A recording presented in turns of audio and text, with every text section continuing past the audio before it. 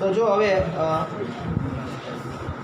યંત્રોની કિંમત 10% થી વધારવી, એનો મતલબ યંત્રમાં 10% શું કરવાનો? વધારો કરવાનો. યંત્ર કેટલા આપેલા છે અંદર જુઓ તો 60,000. 60,000 માં 10% એટલે 6,000 નો શું કરવાનો? વધારો. ટ્રેડમાર્કની કિંમત 40% સુધી ઘટાડવી. આમાં ખાસ ધ્યાન રાખજો, 40% સુધી ઘટાડવી એનો મતલબ 60% નો શું કરવાનો? ઘટાડો. બરાબર? એટલે ટ્રેડમાર્ક છે કેટલાના? 18,000 છે. 18,000 ના 60% 10,800 એટલાનો ઘટાડો કરવાનો. વચ્ચે કેટલા? 7200. પછી દેવાદાર પર ગાલકાત અનામત 15% રાખવી. તો દેવાદાર જુઓ તો કેટલા છે? 26,000. 26,000 ના 15% 3,900. બરાબર? 3,900 રાખવાની. અંદર જુઓ તો કેટલી છે? 8,000. 3,900 માંથી 8 બાદ કરો, 4100. કેવા આવ્યા? માઇનસ આવ્યા. કઈ બાજુ આવે? જમા બાજુ. ગાલકાત અનામત પુનઃ મૂલ્યાંકન ખાતાની જમા બાજુ જે પણ કેપ આવે 4100 રૂપિયાનો. બરાબર? એના પછી એક આ હવાલો સમજવાનો છે ખાલી. બેંકમાં વટાવેલી લેણી ઊંડી 1300 પાક્યા તારીખે 31/3/2017 ના રોજ ન કરાઈ દેવાદાર પાસેથી કશું વસૂલ થઈ શકે તેમ નથી. એટલે એનો મતલબ આપણું બધું શું છે? નુકસાન. દેવાદારને કંઈ અસર કરવાની નથી. યાદ રાખજો પાછા. બરાબર? લેણી ઊંડી નકરાઈ એનો મતલબ શું થયો? એક વ્યક્તિ આપણને ચેક આપ્યો હોય, માની લો, બરાબર, 1300 રૂપિયાનો. હવે 1300 રૂપિયાનો ચેક જ્યારે આપણે બેંકમાં નાખવા ગયા ત્યારે આપણને એવું હતું, બેંકમાં માની લો જમાઈ કરાવી દીધો, કે આપણી બેંક બેલેન્સ શું થઈ ગઈ? વધી ગઈ. બરાબર? અને આપણે આવક તરીકે લખી દઈએ. હવે અહીંયાથી ચેક પાછો આવ્યો. બરાબર? ઓલાએ કીધું કે હું પૈસા આપીશ નહીં. તો આપણને નુકસાન કેટલાનું થયું? 1300 રૂપિયા. 1300 રૂપિયાનું નુકસાન પુનઃ મૂલ્યાંકન ખાતાની ઉધાર.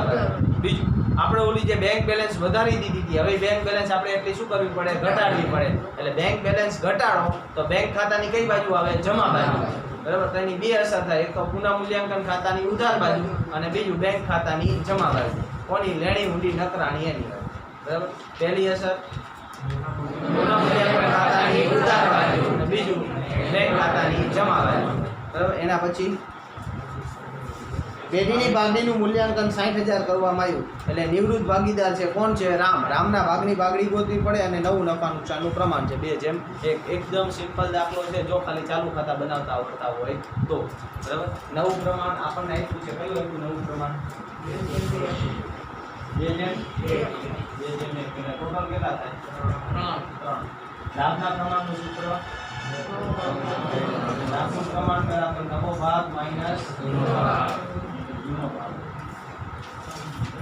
સૌથી પહેલા વાત કરી ગોપીનો નવો ભાગ 2/3 માઇનસ એનો જૂનો ભાગ 3/6 સદરૂપ માઇનસ 9/8 3/8 લખવું તો 1/6 તો એમને લખાય 30. એમાં 1/3 માઇનસ 2/6 6 માઇનસ 6/18 0/18 એટલે કે આ લાભ કે ત્યાગ કરતો નથી. હવે સમજો ત્રીજો સંજોગ તમારો. જો આખી નિવૃત્તિ સમજવી હોય ને, આખી નિવૃત્તિ પાઘડીના 3 સંજોગો જ આવે. કેટલા? 3. પહેલો સંજોગ જો તમને સમજાવું, ખાલી જો મગજમાં ઉતરી જાય. પહેલો સંજોગ કે ભાઈ A, B અને C 3 ભાગીદાર છે.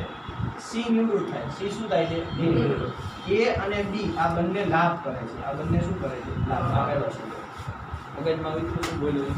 A, B, C 3 ભાગીદાર છે. એમાંથી માની લો C નિવૃત્ત થાય એટલે 2 ભાગીદારો શું કરતા હોય? લાભ કરતા હોય. તો આની એન્ટ્રી કેવી રીતે આવે? તો જમા બાજુની સાઈડ આ આપણી અહીંયા જમા બાજુ છે. બરાબર? આ જમા બાજુ છે. તો C ના ખાનામાં, કોના ખાનામાં? C ના ખાનામાં નામ કોનું આવે? A અને B નું. વહેંચવાની થાય ને, સીધું યાદ રાખવાની. પાઘડી જ્યારે વહેંચવાની થાય ને, વહેંચવાની, બરાબર, વેચાય ક્યારે? જ્યારે તમને પાસે લાભનું પ્રમાણ આવે તો જ્યારે તમે વહેંચો છો ત્યારે જમા બાજુ જે વહેંચેલા હોય એ બેના નામ અને જે નિવૃત્ત થાય છે એનું ખાનું આવે. બરાબર? અને ઉધાર બાજુની સાઈડ અહીંયા શું થઈ જાય? C નું નામ અને A અને B નું શું થઈ જાય? ખાનું. બરાબર? અહીંયા આ કયો સંજોગની વાત કરું? સ્ટાર્ટિંગમાં આપણે જે ગણ્યો, આની પહેલાના દાખલામાં જે ગણ્યો એની વાત છે કે ભાઈ 2 ભાગીદાર શું કરતા હોય? લાભ કરતા હોય. બીજો સંજોગ વાત કરી કે ભાઈ A, B અને સી ત્રણ ભાગીદાર છે બરાબર, એમાં સી નિવૃત્ત થાય છે બરાબર, અને એ જે છે એ ત્યાગ કરે છે. એ શું કરે છે? તો તમારે શું કરવું પડે? સી ના ભાગની પાઘડી તો ગોતવાની બરાબર, એ ક્યાંય વેચાય નહીં, પણ એના ભાગની પાઘડી તમારે શું કરવી પડે? ગોતવી પડે. અને પછી આની એન્ટ્રી કેવી રીતે આવે? તો આની એન્ટ્રી જે છે કંઈક આવી રીતે આવે. કોઈ કહીએ કે કોના કોના ખાના આવે?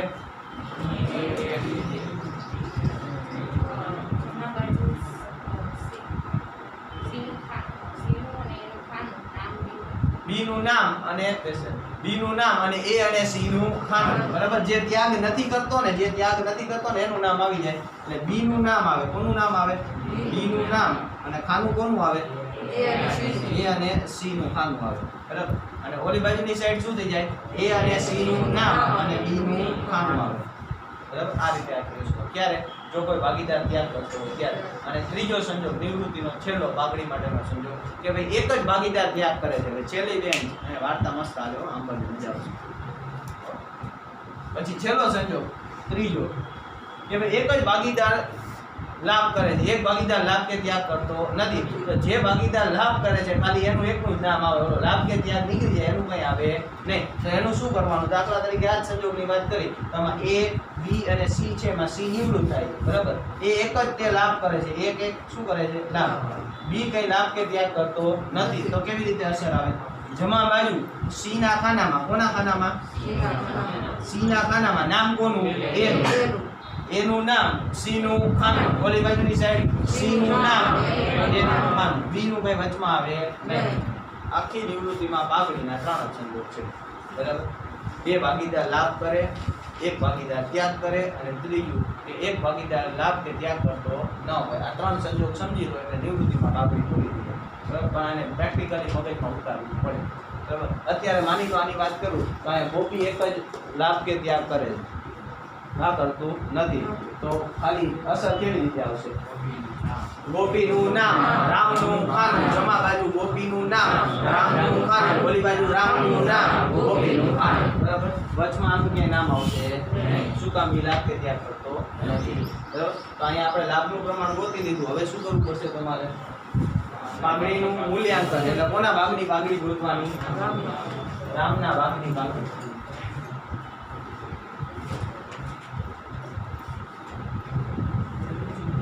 રામના ભાગની પાઘડીનું મૂલ્યાંકન કેટલાથી થયું? 60,000 થી થયું.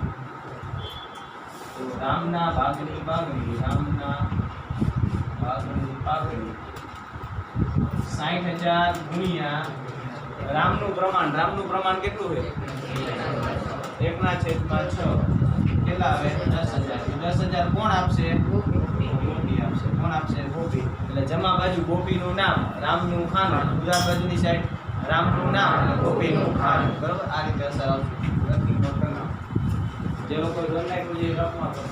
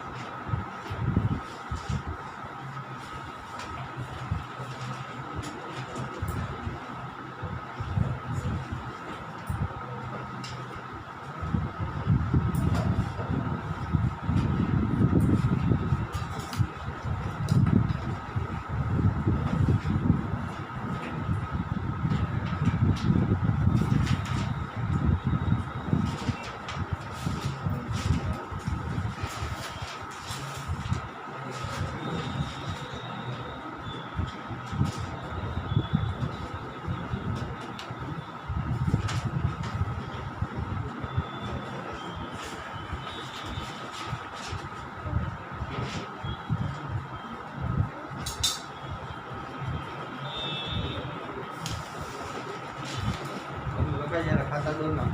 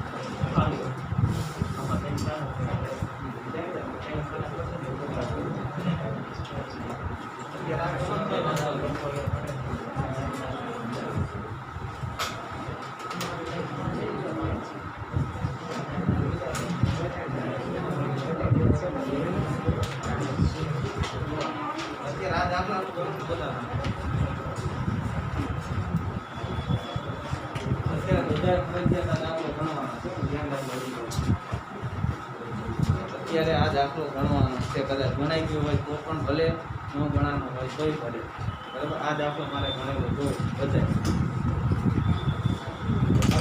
સાથે ગણાઈ ગયો હોય તો બિગ પેજમાં ગણો, ન ગણેલો હોય તમારે જે ચોપડો છે એમાં આ દાખલો મારે ગણાવો.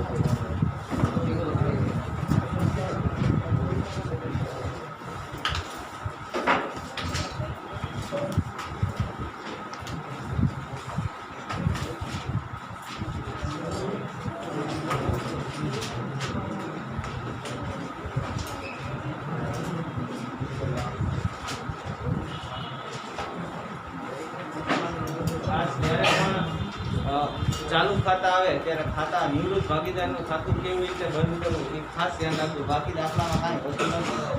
નિવૃત્ત ભાગીદારનું ખાતું બંધ કરવું હોય તો એની અંદર એનું પહેલાં ચાલુ ખાતું બંધ થાય. ચાલુ ખાતું બંધ કરીને ક્યાં જાય? મૂડી ખાતામાં. અને પછી મૂડી ખાતું બંધ થઈને એની લોન થાય. આ એક યાદ રાખવું.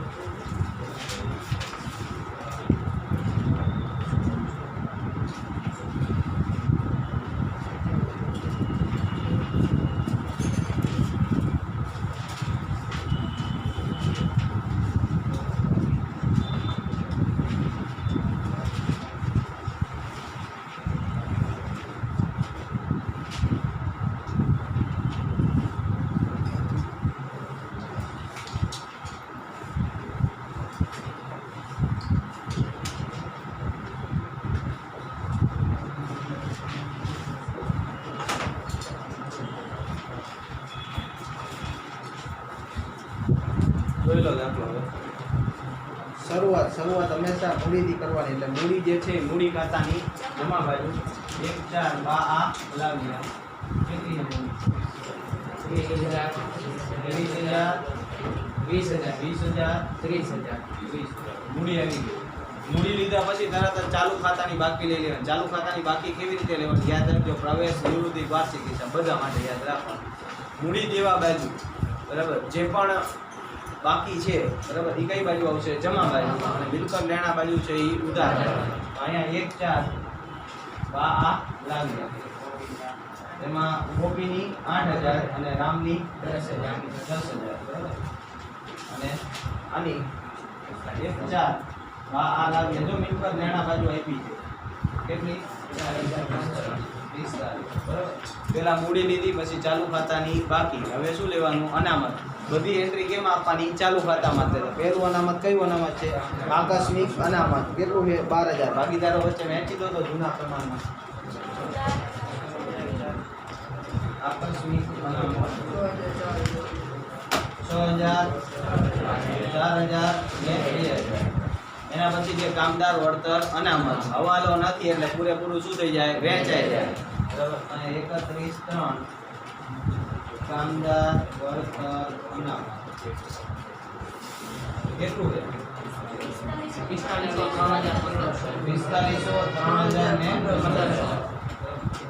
તો મૂડી આવી ગઈ. અનામતમાં તમારી પાસે આકસ્મિક અનામત થઈ ગયું, કામદાર વળતર અનામત થઈ ગયું. હવે રોકાણ વધઘટ ભંડોળ. રોકાણ વધઘટ ભંડોળ વેચતા પહેલા હવાલા ચેક કરવાના. હવાલા નથી તો પાકું સર્વે ચેક કરવાનું કે કાઉન્સમાં ગર્ભિત હવાલો આપ્યો છે તો એક છે ગર્ભિત હવાલો કે રોકાણ છે 40,000 પણ એની બજાર કિંમત કેટલી થઈ ગઈ છે? 15,000. તો એનો મતલબ 25,000નો ઘટાડો. તો પહેલા આની અસર આપી દેવાની કે રોકાણ છે 40,000 માઇનસ એમાં ઘટાડો થયો કેટલાનો? 25,000. વધ્યા કેટલા? 15. જો આમાં વધારો થયો હોય બોલું એમ કરો, જો આમાં વધારો થયો તો આની પહેલાનો દાખલો, જો આમાં વધારો થાય તો અનામત પૂરેપૂરું શું થઈ જાય? વહેંચાઈ જાય અને એની એન્ટ્રી પુનઃ મૂલ્યાંકન ખાતામાં થાય. પણ ઘટાડો થાય એટલે કે રોકાણમાં નુકસાન આવે તો એ અનામતમાંથી લેવા પડે. તો નુકસાન કેટલાનું થયું? 25,000. સામે તમારી પાસે અનામત પડ્યું છે કેટલાનું? 15. એ વપરાઈ ગયું. હજી નુકસાન કેટલાનું? 10,000. એ ક્યાં લખવાનું? પુનઃ મૂલ્યાંકન ખાતાની ઉધાર બાજુ રોકાણ ખાતે 10,000.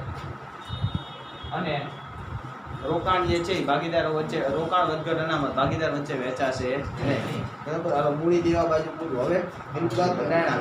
મિલકત લેણામાં શું દેખાય તમને? ભાગડી. મૂકી દે ભાગડી. ભાગડી ખાતે કેટલા છે? 850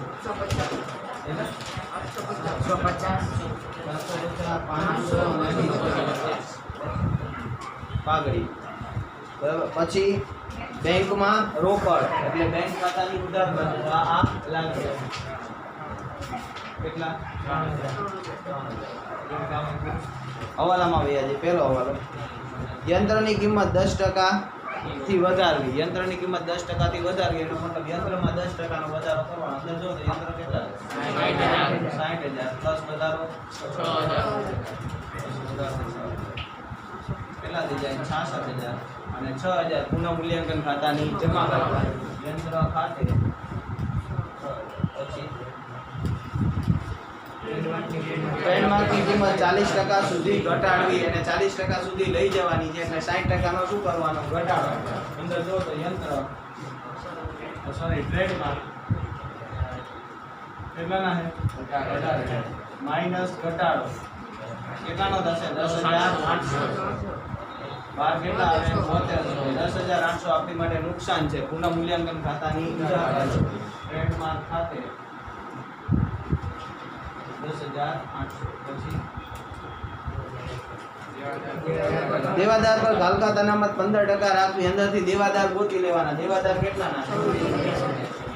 કેટલાના દેવાદાર? 26,000 માઇનસ એમાં ઘાલકાત અનામત કેટલી? 3,900. કેટલા વધે? 22,100. અહીંયા 3,900 છે. અંદર ઘાલકાત અનામત કેટલી? 8,000. 3,900 નવી માઇનસ જૂની. 3,800 માંથી 8,000 બાદ કરો. કેટલા વધ્યા? 4100. માઇનસમાં આવે તો જમા બાજુ, પ્લસમાં આવે તો ઉધાર બાજુ. અને ઘાલકાત અનામત કેટલી? 4100. એના પછી બેંકમાં વટાવેલી લેણી ઊંડી 1300 બાકીયા તારીખે તારીખ 31/3/2017 ના રોજ નકરાઈ. બરાબર, આપણે આટલું જ વસ્તુ જોવાનું છે. તો નકરાઈ એટલે આપણી માટે નુકસાન છે. નુકસાન છે તો પુનઃ મૂલ્યાંકન ખાતાની ઉધાર બાજુ. બરાબર, લેણી ઊંડી ખાતે કેટલા 1300 રૂપિયા અને બેંક ખાતાની જમા બાજુ લેણી ઊંડી ખાતે 1300. પછી પેઢીની પાઘડીનું મૂલ્યાંકન એટલે વર્કિંગ નોટ ચેક કરવાની. વર્કિંગ નોટમાં તમે નિવૃત્ત ભાગીદારના ભાગ એટલે કે રામના ભાગની પાઘડી કોઈ દી હશે. રામના ભાગની પાઘડી કેટલી એવી 10,000. કોણ આપે છે એ પાઘડી? ગોપી. જમા બાજુ ગોપીનું નામ, ગોપીનું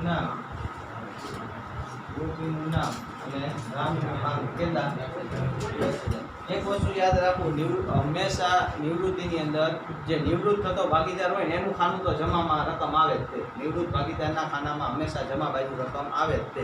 એટલું તો યાદ રાખવું છે હંમેશા. આ બાજુ નિવૃત્ત થતો હોય તો એના ખાનામાં રકમ આવે, બરાબર. જમા બાજુ એનું કોઈની નામ આવે નહીં. કોના? નિવૃત્ત ભાગીદાર. તો સામે ઓલી બાજુની સાઈડ શું થઈ જશે?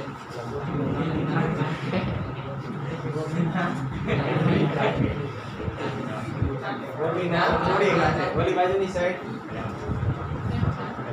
રામના કેટલા? હા, ચાલુ ખાતે. રામના ચાલુ ખાતે. રામના ગોપીના ચાલુ ખાતે કેટલા? 10,000 રામના ખાનામાં. ઓલી બાજુ રામના ચાલુ ખાતે ગોપીના ખાનામાં કેટલા? 10,000. આ પાઘડીની વાત. નવું નફા નુકસાનનું પ્રમાણ એની ક્યાંય અસર આવે નહીં. બાકી રહેતી વિગત લઈ લો. બાકીમાં શું વધે? લેણદાર કેટલા? 23,000. પછી સ્ટોક કેટલો? 12,000. પછી હવે કંઈ બાકી રહેતું નથી. પુનઃ મૂલ્યાંકન ખાતું પહેલા બંધ કરવાનું.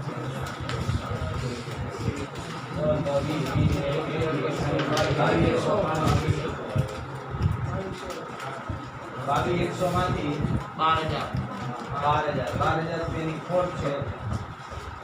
ત્રણેય ભાગીદારો વચ્ચે વહેંચાઈ જાય.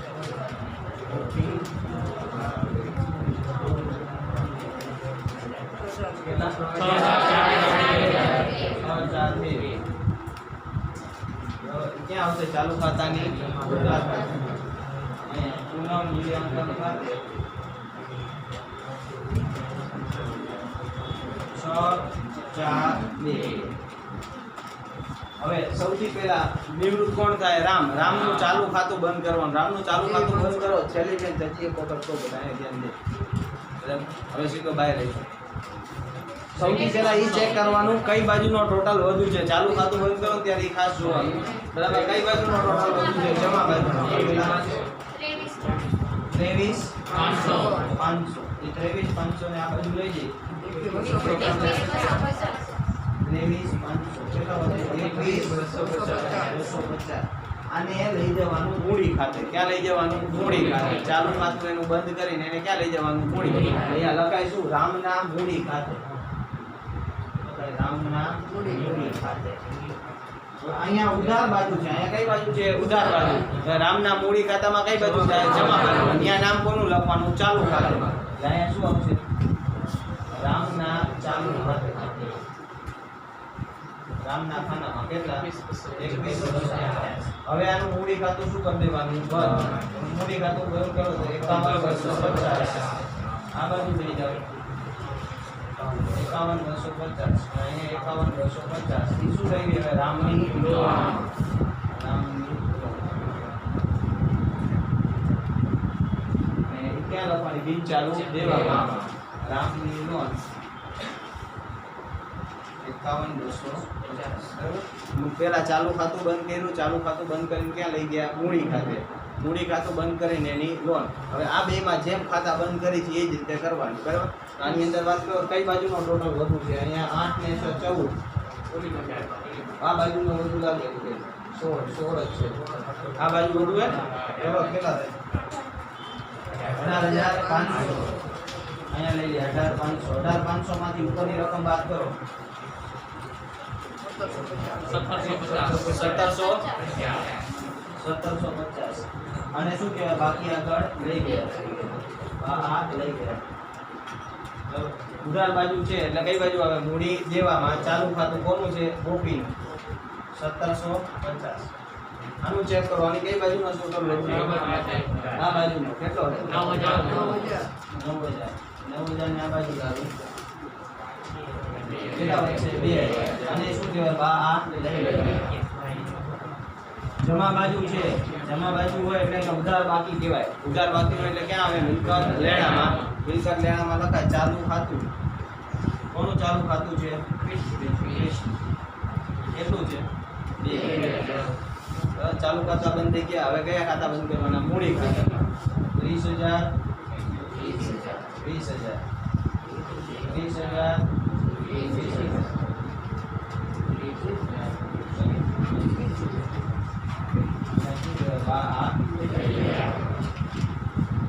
ત્યાં લખવાનું આને મૂડી ખાતામાં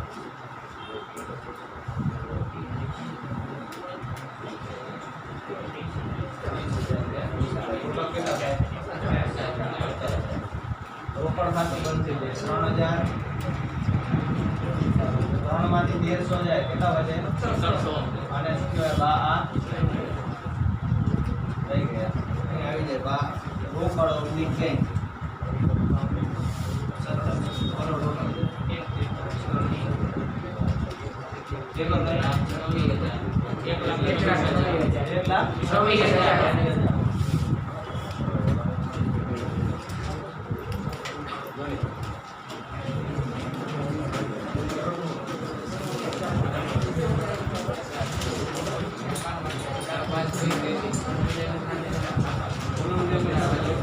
અનામત પડી હતી 15,000 15,000 અનામત હતી 10,000 અનામત ન પડી હોય તો પૂરેપૂરા 25,000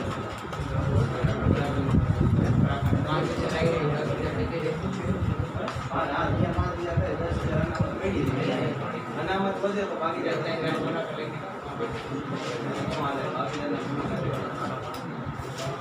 અનામત હોય